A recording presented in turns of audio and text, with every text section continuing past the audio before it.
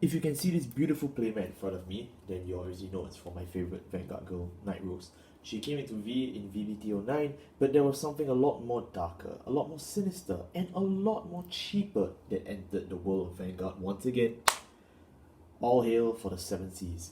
Hey, what's going on, guys? I'm Mrs. here. Today I am back to cover 7 Cs in V, which sounds surreal. Like, I did this video, 4 years ago at this point?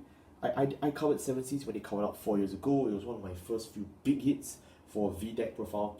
You guys really loved it, and I'm grateful that you guys stuck around till now. I will put a link in the description so you can see how far we've come.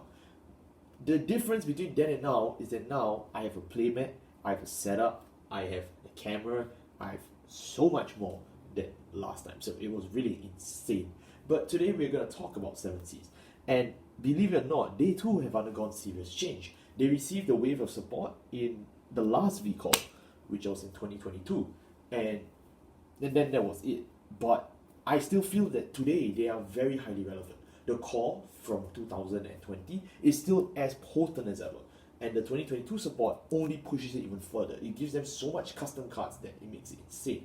If you see my previous deck profile, we still have some workarounds. We have to play stuff like Negro Lazy, so we can call out our Night Runner and whatnot. But we have completely said goodbye to all of that. This deck is so much more consistent, so much more reliable, and still very affordable. I recently just did a price check of this on Urite.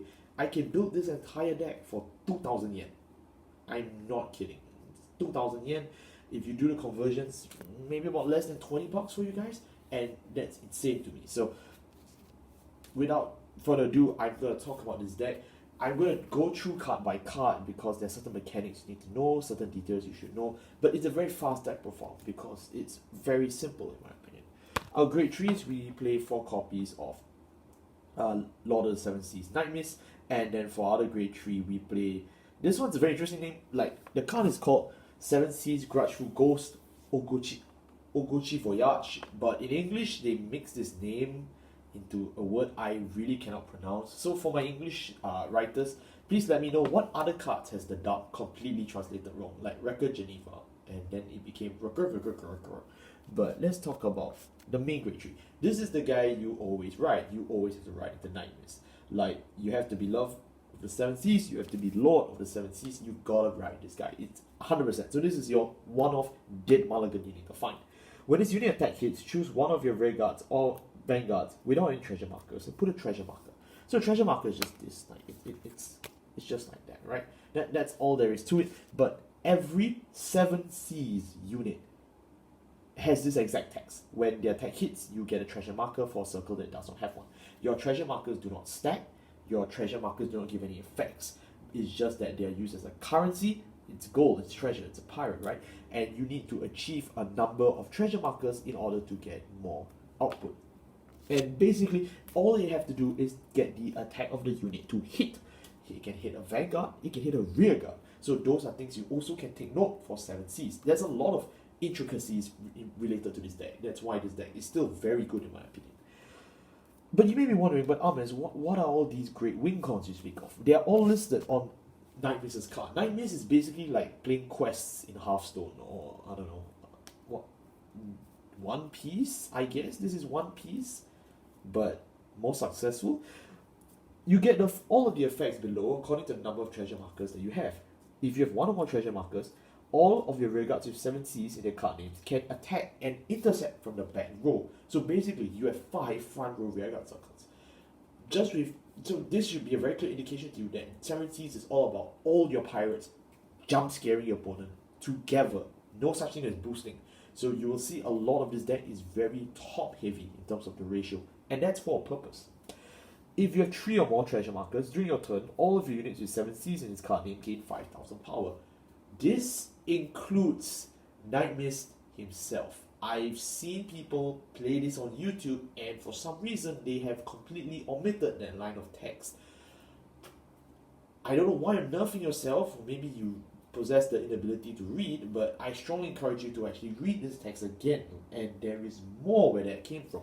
If you have 6 or more markers, although technically you can't go beyond 6, right? But this unit, Night Mist, gets a new red text. At the end of the battle, if Knight miss himself attack, stand all of your rearguards with 7 Cs in its card name.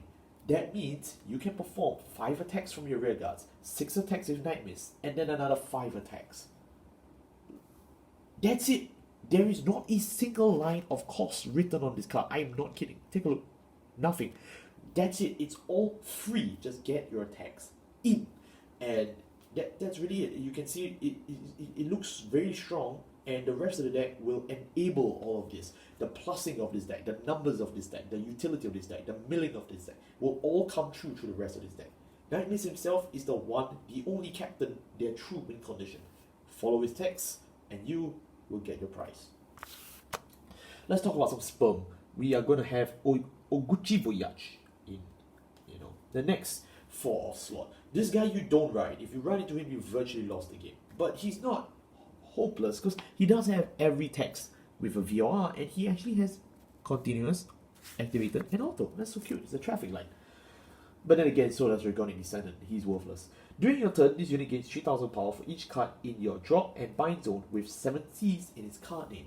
So the more that you mill, you get 3000 power. That's really good. Bind zone also works, which means you can take Narukami and crack them across the back and kill them. But to be fair and to be completely politically accurate, that skill for the bind zone is only so it can work with Night Runner, which is 7C's most infamous card. So I will get into that in a bit. Don't need to worry about it. But do know that the whole idea of it counting the drop in the bind zone is for a specific reason. Okay, just so we're clear. Of course, it has the standard 7Cs on hit skill, but its third skill is where it takes treasure markers as a utility point now. So I'm gonna put this here just for a reminder. Act on Vanguard Rear Circle once per turn, remove a treasures marker, destroy the marker, physically get rid of it, no more. You don't have this one marker. Choose one of your markers and destroy it. And by doing so, choose up to 2 grade 2 or lower 7Cs units from your drop zone and just call it to the rearguard. A +2. You did nothing. All you had to do was get one of your attacks hit from a previous turn and you trade it in for 2 bodies. It's insane. I don't get how this was printed. Honestly, this is a custom card. Like, if they give this level of push to Grand Gallon, V Series will die. But 7C says it. The only reason why people don't know much about this deck is strictly because of representation. And that's why I'm making this video, so you guys learn about such a cheap and effective deck and pick it up. It's all about helping people learn for free, right? That's what content creation is.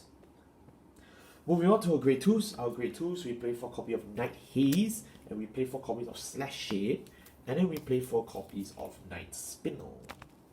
That's 12 grade 2s. So you can see, like I mentioned earlier, it's very top heavy. And I must admit, I really like V Night Spinel's art. I didn't like the G art at all. You guys can roast me in the comments, but I really enjoyed the V art. Let's talk about it first then, since she's right here. When this unit attacks, of course, the normal on hit for the treasures marker, and then when placed, Calm Blast 1 and mill the top 2 cards to your deck.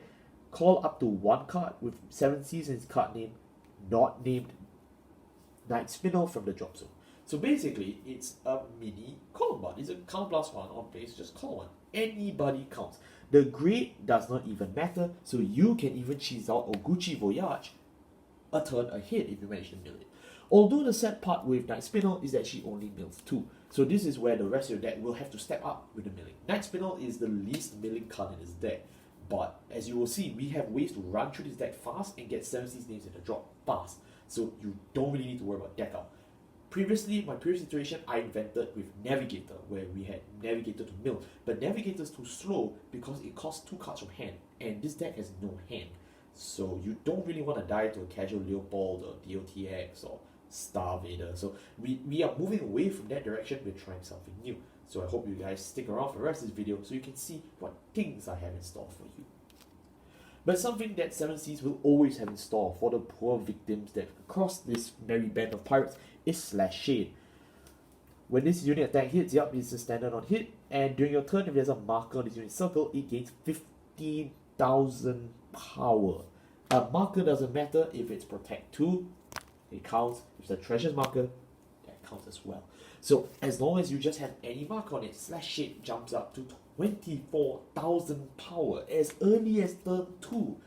How are you guarding that? How? Just give up, just die. Slash shade is one of the main ways you get numbers. The other one, as I mentioned earlier, would obviously be Oguchi Voyage. Between slash shade and Oguchi Voyage, you have so much numbers, it would make Gurgit jealous.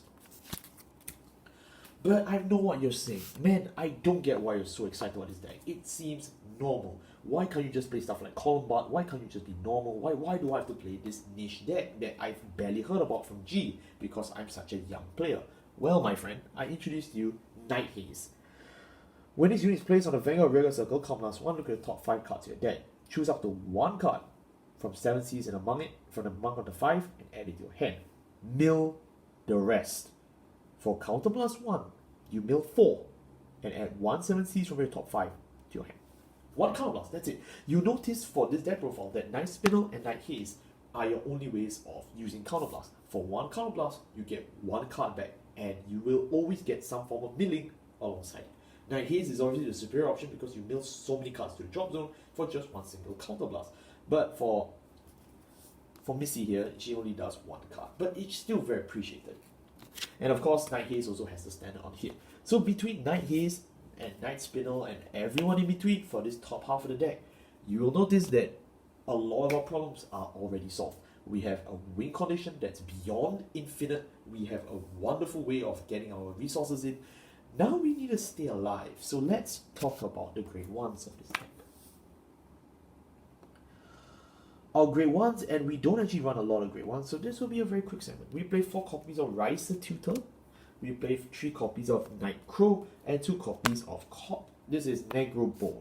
Yes, this is Negro Bone. I did not forget, okay? I did not forget. Negro Bone is a classic Granblue staple. This card, you should definitely have it already. Choose one card from your hand, discard it, and then choose this guy, he goes to the bottom of your deck. Choose one grade 1 card from your drop zone and call it to the Regal Circle. If you have 10 or more cards in the drop zone, you can call regardless of the grade. So basically, you can trade any one card in your hand for one card in your drop zone. Ideally, something big like Oguchi Voyage, a Slash Shade, or even an extender like Night Haze. No matter what it is you're looking for, Negro Bone is just a really good way to hit your targets and run. The downside of Negro Bone, he's only good in the drop zone, and he does not have the on hit because he's not a 7 Cs. So that's why we only play the 2. You could swap this out for Tommy the Ghosty Brothers or whatever you want, but realistically I feel this is the best way to spend that slot. And then of course we have Night Crow. Night Crow is another infamous card from OG 7 Cs, and he's back for vengeance. He has the original skill, of the on hit, but he also has on the drop zone. If you have a Vanguard with 7 Cs and his card named Soul Blast 1 and retire a card not named Night Crow, and you can call Night Crow to the rear guard. Strange. Why would you play this card? 1, it helps you empty your soul. 2, it helps you cycle out your weaker 7 Cs or 7 Cs you don't really want to see anymore. Or if your 7 Cs is, for example, paralyzed, or there's an effect on it you want to trade it off, you can just use Night Crow to swap it. But you may be wondering, these arguments sound very weak, and you're absolutely right. Night Crow is very fringe. He's only here because he's a 7 Cs by name. He's no longer the terrorist you used to know from G. So realistically, you can play him at 2, play it at 3, play it at 4. It doesn't matter. Night Crow is definitely the weakest link of this crew, which is surprising because this guy is such a horrible legacy if you know what he's done before. But someone that's strangely gotten a lot of respect in my recent playtesting is Rise the Tutor. Rise Tutor also has the standard on hit, but if there's a marker on this unit circle, this unit gets intercept. Wow, it gets intercept. Like, that's it. That's so good. It helps you because this is the card you can definitely throw down on the early game as soon as possible, and you don't really lose shield because you can always just flick him off for another 10k shield. So it's effectively like you got it from their hand. Rise Tutor is the quintessential understanding of early aggression that doesn't exactly demerit you. Rise Tutors on the board early can just become shield, and when they become shield, it opens the slots for bigger and better rearguards to come in the future. So if you are playing 7 Cs yourself, Rise Tutor is one of the few cards you want to open with so that your grade 1 and grade 2 turns are always exciting. Now we can finally talk about the grade 0s, of which there are a lot of them. Our grade 0s, we play 4 copies of Night Runner. We obviously play Captain Night Kid as our starter. That's just because I personally really like Captain Night Kid. But frankly, any starter works. But, realistically, you have so many starters in Granblue. Why not just play the one that actually fits it? or you can play the V series one. It's really up to you. We play 4 Hill Guardians. We play 4 Hill Guardians because we want to keep the damage count low, actually, because we don't have much of a hand. And that's why for our hand, we play a whopping 12 draws. I did this before in a V Night Rose deck profile 2020, and I have received a lot of mockery and a lot of shame, and a lot of people just didn't like it. Of course, now I've changed in terms of Night Rose. I've moved on, and I now come to appreciate crits a lot more with a slint of draw triggers.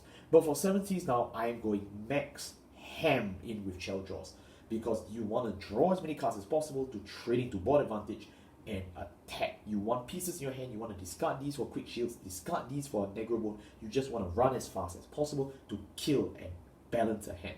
This is the main way you can mill your deck, in the sense that you just draw your key pieces. It's insane. But the downside with this is that you lose crits. But then again, you don't need crits because you get 11 attacks. So it all balances out in the end.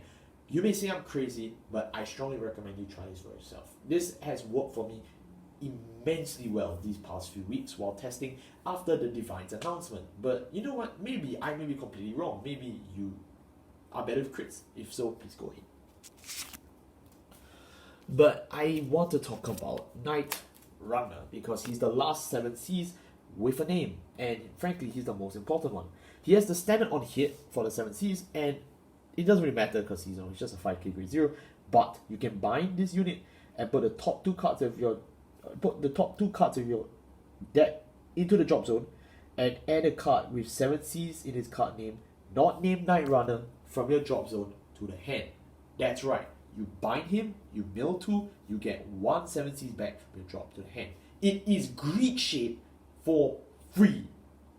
And you can add any 7 Cs name. So the entire deck I've just gone through, you can now just search for it. And this guy is grade 0. You deadass can G assist fail, and you can still use this effect.